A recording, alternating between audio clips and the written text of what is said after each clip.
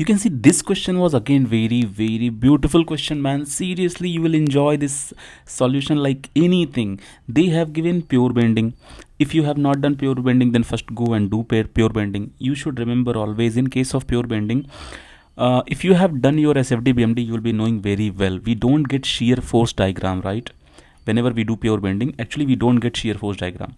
So that will be always a 0 Newton in shear force diagram. And always remember, whenever we have pure bending, so if you have any given section of beam, right, any given section of beam or any complete beam, so now see, if you want to create pure bending situation, either you will apply this kind of moment or you will apply this kind of moment.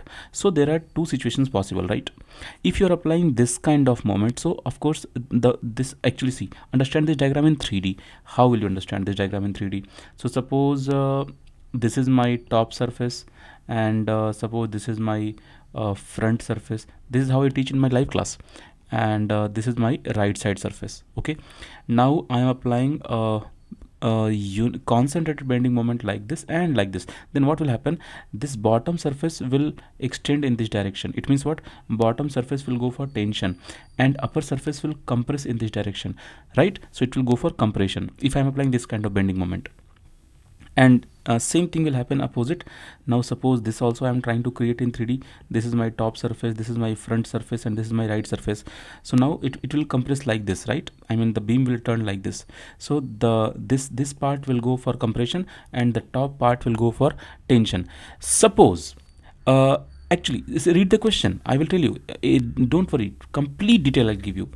Let sigma and tau represent the normal stress and shear stress. Anyway, this is not a very mandatory or not a very powerful line always, but it is really good because they have given sigma is normal stress and tau is shear stress. But actually it is not a very strong point that they should mention, because we already practiced that sigma as a normal stress and tau as a shear stress. So this first line is just time consuming line. I am talking from the GATE perspective.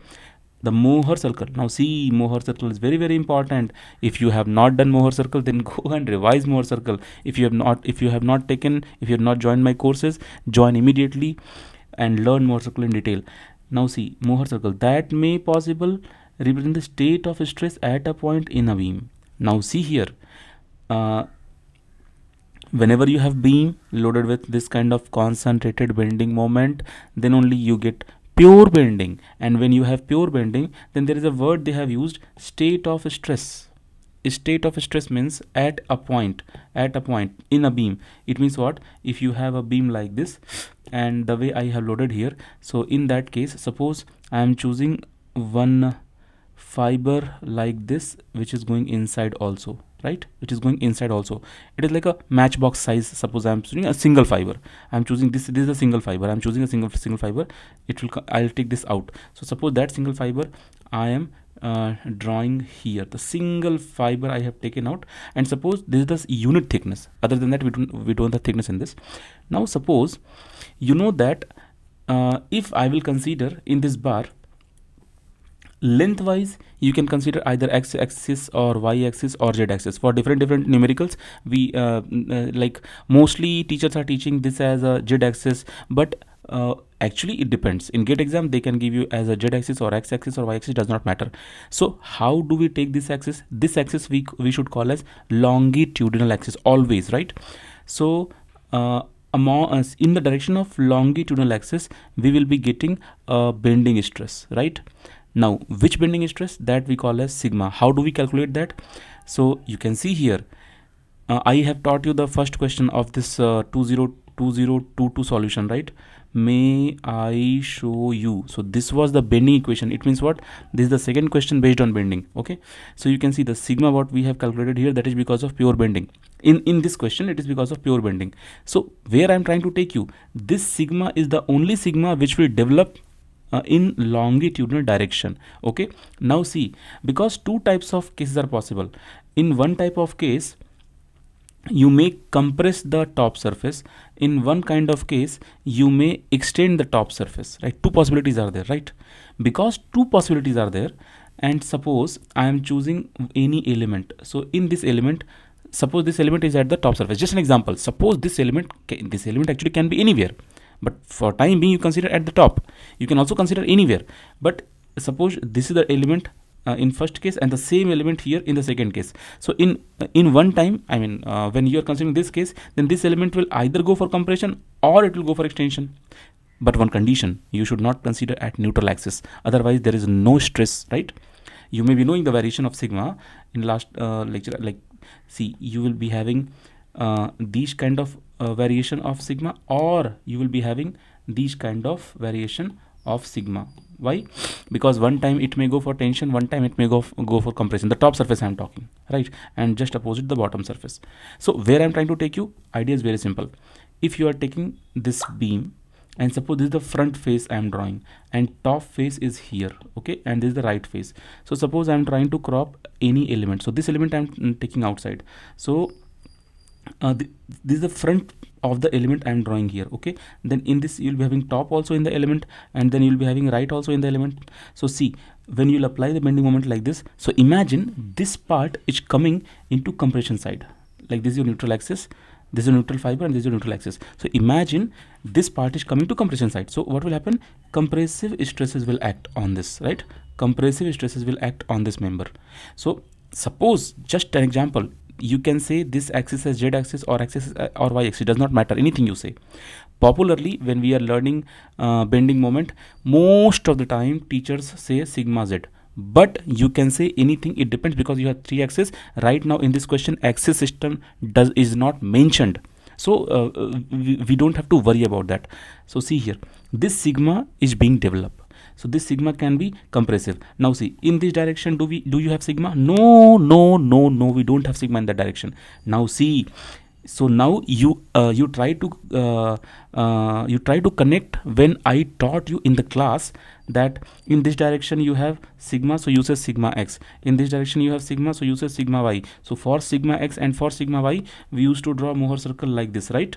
Imagine this is your sigma x and this is your this is your sigma y, correct? But imagine if I have compression, okay, suppose sigma x is compressive. In that case you will draw your Mohr circle sigma x here, and suppose sigma y is also compressive, so sigma y is also here, so you will draw Mohr circle like this. But what if in this case we have sigma only in one direction? In one direction sigma we don't have, because you are compressing the beam like this, right? So in this direction there is no chance of having sigma. Your sigma will be having only fiber wise. If you guys are still confused about this, I will suggest you to immediately get the video course at least, so that all the concepts you can clear. Or just go to my channel, visit for few days, stay on my channel for few days. Lot of content I have uploaded already from the live class what I have taken, so that will help you. So what my point is, we are getting sigma only in one direction. So now suppose I am drawing this 3D element in 2D. So in the beam I will take you to here. Let me clean this part. Okay, I am cleaning this part, and I will explain one more time so that you will be getting exact proper picture.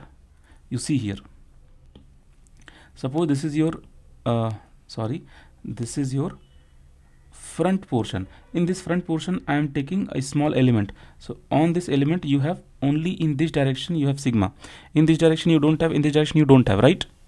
Correct. This is the front face, this is the front face, okay.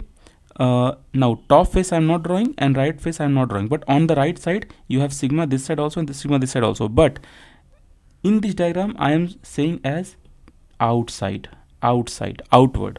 But if I am considering outward, it means according to my this type of loading or this type of loading, in any one case I will be having outside on this element. On the same element, if I change the loading condition, then the same sigma will go inside. Now for case 1, if you will draw, then you may get this Mohr circle, because in this Mohr circle this one will be your sigma which you are getting outward, and 0 will be that sigma what you are not getting, right? It means you are getting 0 sigma also. So to draw Mohr circle you need 1 and 2. Just draw the circle like this, okay. Now you can also have this answer correct. Why this answer correct? Very easy. In case of negative sigma, like compression, like you have element compression, in case of compression you got this sigma, but here you don't have sigma, so you got 0. Now connect this, you got this circle. So these two are the possibilities. If you have any doubt, immediately text me in the comment box and I will reply your doubt. Thank you. Go ahead for the next question.